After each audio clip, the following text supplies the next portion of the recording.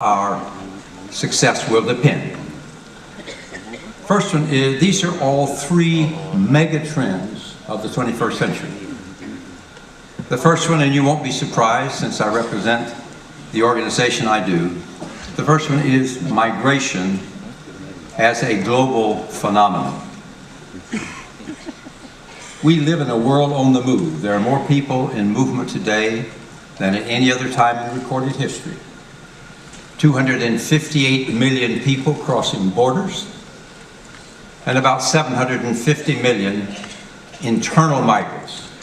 China alone has more internal migrants than the rest of us do have international migrants. These are being driven by many forces, and these are forces that will mean that migration will be a megatrend for the rest of this century. In other words, 1 out of every 7 persons on the globe, 1 billion out of our 7 billion world, are migrants. Most of them are moving in a very natural and safe manner. However, we have the greatest number of forced migrants since the Second World War, about 66 million, 23 million refugees, and about 43 million displaced persons being forced to move for other reasons. The drivers are very obvious. We have at least 10 armed conflicts from the western bulge of Africa to the Himalayas without any hope of a short to medium resolution of any of these. We have the demographic divergences between global north and global south. The median age in Niger, one of the poorest countries in the world, is 14. The median age in Europe is 47.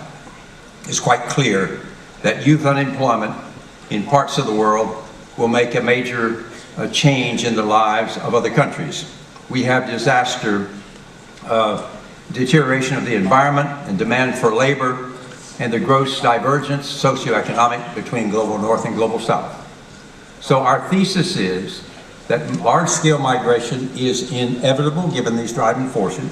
It is absolutely necessary if jobs are to be filled, skills to be available, and economies to flourish, and it is highly desirable if we have the right policies.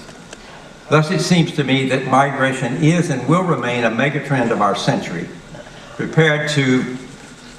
particularly pleased that the new urban agenda, which we were pleased to welcome in at Quito just a year ago, that this new urban agenda addresses migration and recognizes it as a major force for good in the world if we manage it properly. Migration is an urban affair, and I want to move then to my second point, which is urbanization. Also a megatrend of our time. You've heard the statistics over and over again at this conference. I won't repeat them, except to say that 3 million people are moving to cities every week. No matter how isolated or rural area a migrant comes from, almost all of them will end up in the cities.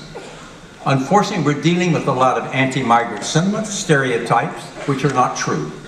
The latest report by the McKinsey Global Institute shows you that 3.5% of the world's population are migrants, but they are globally producing 9% of global GDP, which is 4% more than they would have produced had they stayed at home.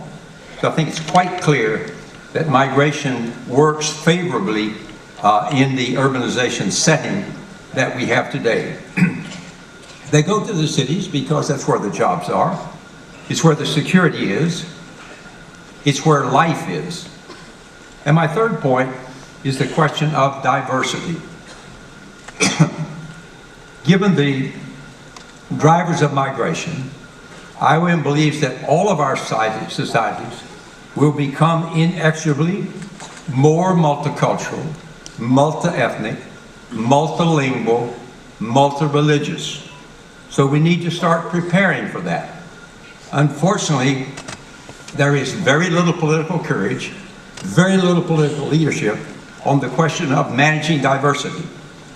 Integration is critical to successful migration and to successful urbanization. Most of the terrorist attacks in the last 2 years, Paris, Nice, Brussels, Barcelona, San Bernardino, California, Orlando, Florida, were all homegrown. Failed integration. So we have to work on that. And my conclusion is very simple. That urbanization, migration, and diversity are not problems to be solved. They are human realities that we need to learn to manage. Thank you.